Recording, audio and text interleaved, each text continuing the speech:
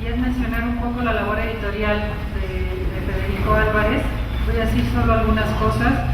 Fue consejero y editor del Instituto Cubano del Libro y colaborador de la Casa de las Américas.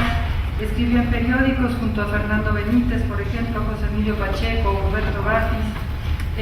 Fue director del Fondo de Cultura Económica en España. En España mismo también trabajó para Santillana y Altea, y fue también director de la Revista de Bellas Artes y de la Revista de Literatura Mexicana del Centro de Estudios Literarios e Investigaciones Filológicas de la UNAM. Te cedo la palabra.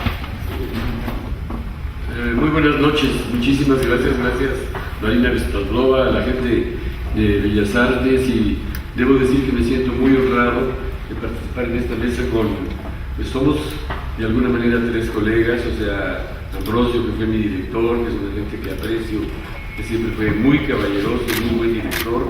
Digo yo, un gran director es cuando en una facultad como la nuestra no hay problemas, y afortunadamente tú lograste salvar ese escollo, que era tremendo. Elena Poniatowska, que tengo el honor de haber obtenido un premio que lleva su nombre, y que hace poco tuvimos también la oportunidad de estar en Mérida, Yucatán, juntos en la famosa Filey, y nuestro gran homenajeado, de que quiero platicar un poquito, porque lo primero que quiero confesar, y es alguien que a veces me pregunta, dice, ¿por qué quieres tanto a Federico Álvarez?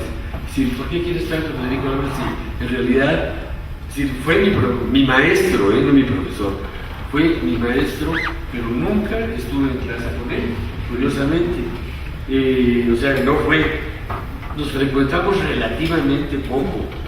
Lo veo más bien en la facultad, siempre con un gran cariño, desde hace mucho, con esa prisa que él tiene, con esa manera vehemente que tiene de expresarse, pero no, ¿cómo puede ser eso? ¿No? Y bueno, y era amigo, digo era porque ya lo dejó atrás, de muchos de mis amigos y profesores, en el caso específico de Colin White, de Horacio López, de Adolfo Sánchez Vázquez, de Arturo Souto, de Luis Villoro, de Luis Ríos, de Antonio Latorre, de José Luis González.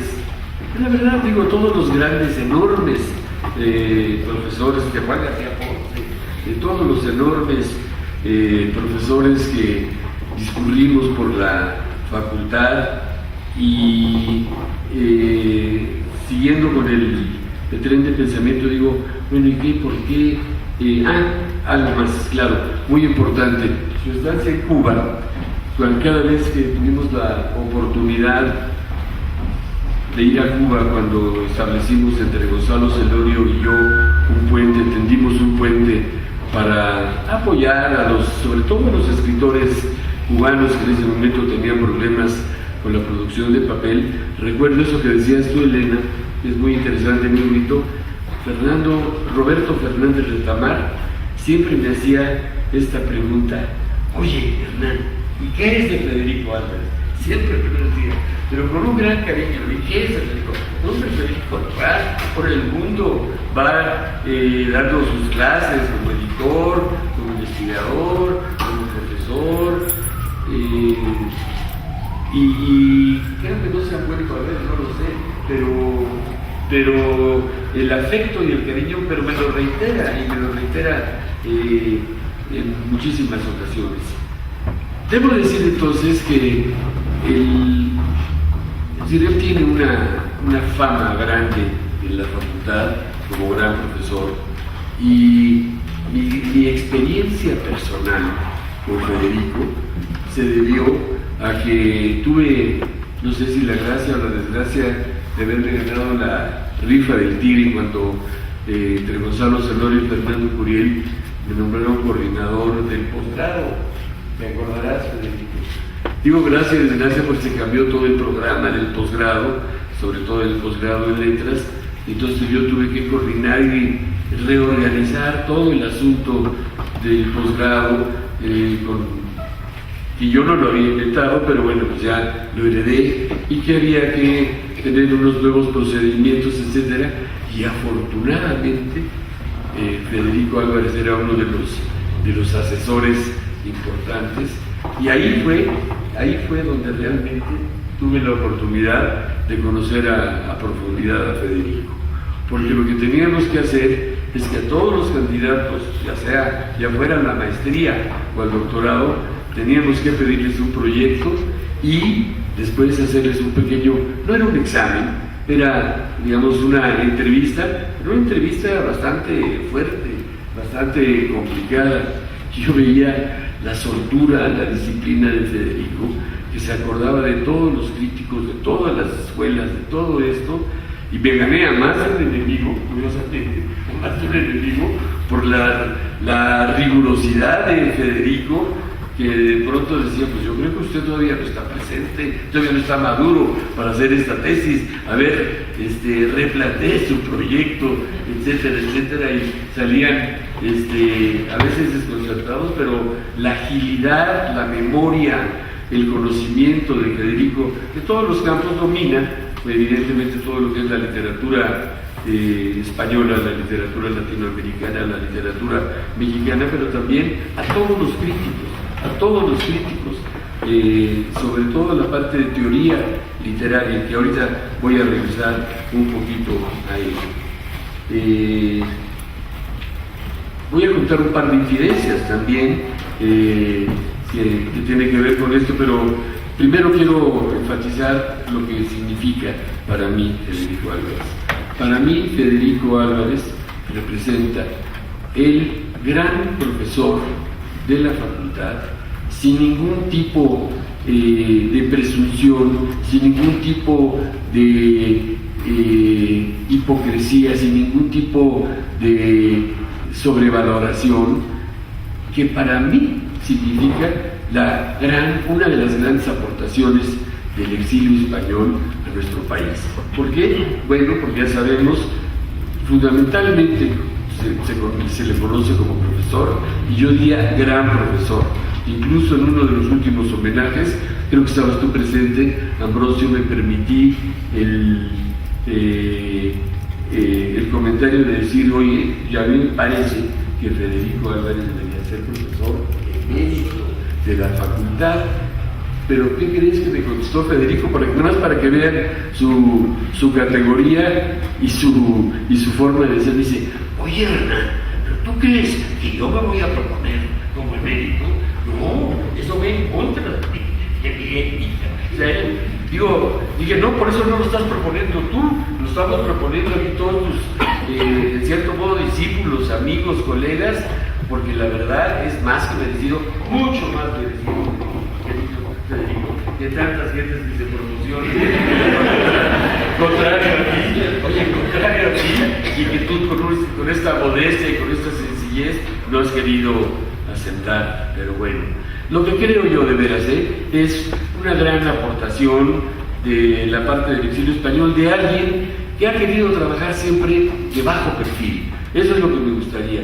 Si me dijeras, Federico, ¿a quién quiero más, a quién aprecio más y de quién aprendí más entre Adolfo Sánchez Vázquez y tú?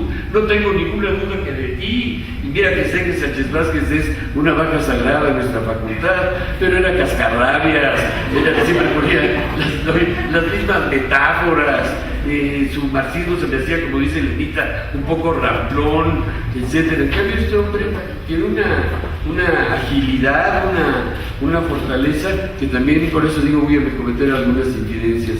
Cuando yo leí Vaciar la montaña, dije, Federico, la parte que más me gustó de tu libro, que es un gran libro, le dije, es que está escrito muy bien, con mucha elegancia, con mucha categoría, pero no se te nota que eres maestro de teoría literaria. ¿Y qué cree que me dice el gran profesor de teoría literaria de la facultad? Mira, Hernán, es que yo no creo en la teoría literaria. Así me dice. Yo no creo en la teoría literaria. Es cuestión que comparto totalmente con él, porque tanto él, en términos de profesor, y yo, primero como estudiante y después como profesor, fuimos víctimas de todas las teorías literarias, y de pronto el marxismo, y después el estructuralismo, y después el formalismo, y todo esto nos llevaba a un berenjenal en donde él sale muy bien librado en su libro, Pasear la montaña, porque lo que está presente todo el tiempo ahí es, primero, el gusto literario, que para mí es lo fundamental, buen gusto literario. Luego, buena prosa, o sea, una prosa clara, precisa,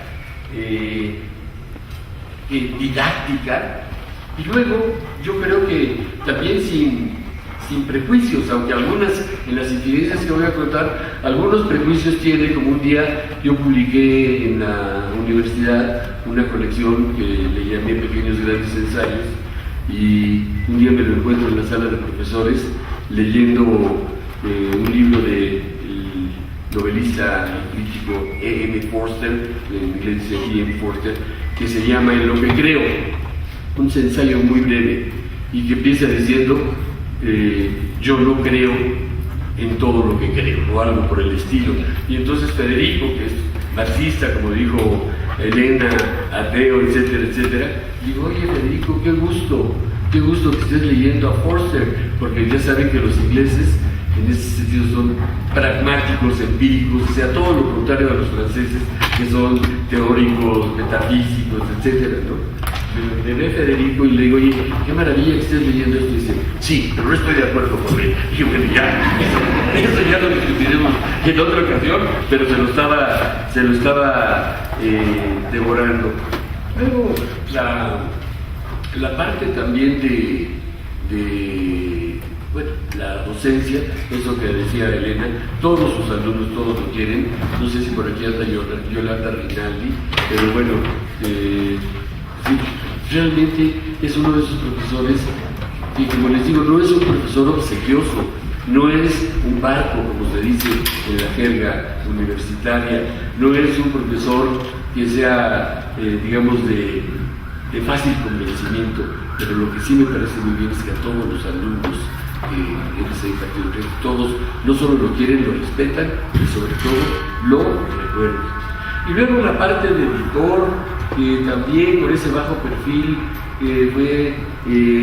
trabajó en el siglo XXI durante muchos años en la revista de Bellas Artes, su última etapa en la revista mexicana de literatura, siempre ha estado presente, excelente corrector, excelente redactor, excelente editor, todo eso pues tiene muchísimo que ver. Y luego la partecita del escritor, que yo, Federico, como te dije, disfruté y tengo entre mis libros favoritos, te digo Pasear la montaña, pero todavía más disfruté tus memorias, porque, bueno, pues adolescencia, o sea, niño y adolescencia y primera juventud, dice uno, nos da una idea muy clara de por dónde iba tu temperamento.